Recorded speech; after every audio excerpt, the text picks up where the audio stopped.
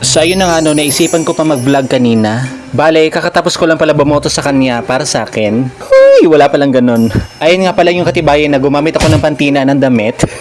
Ito nga pa pala yung view ko kanina. Kung makikita po natin, kasalukuyan po nagpapahinga yung mga tao. Lumalanghap lang muna sila ng sariwang hangin. Kasi napakainit po talaga kanina para kami tinapat sa hater. Proud na proud talaga ako nito matapos mag-home service sa mga The Smurfs. Bumaba at nagbitiw na nga pa pala kami sa pwesto nito. Marami pa rin po nag-aantay sa kanilang mga kamag-anak na pansamantala munang nawalay sa kanila. Na inaantay nilang bumaba sa kanilang presinto. Kanya-kanya muna silang chismisan patungkol sa kanilang mga pangalan na initiman. Sa mga oras na ito, marami pa rin pong bumoboto para sa kanilang mga napupusuan na politiko na nais sila mailoklok sa pwesto. Sinamantala na talaga nila yung pagkakataon na open gate na, kaya maraming nagpa-panic buying or last minute shopping, chika lang.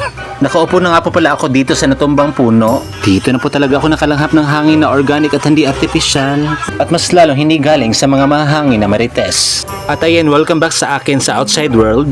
Ganito po talaga ang sitwasyon sa amin tuwing eleksyon. Yung para po talaga may pa-heroes welcome yung eksena. Palabas na nga po pala kami dito sa tindahan ng party stuff. Kitang-kita nyo naman na marami talaga mga nakasabit na party poppers na para ding may pa-gender reveal mamaya. At ayan, nag-stop over na nga pa pala kami dito sa bilihan ng chicken with wings. At in fairness, ang lalaki ng mga hita. Gravy siya oh.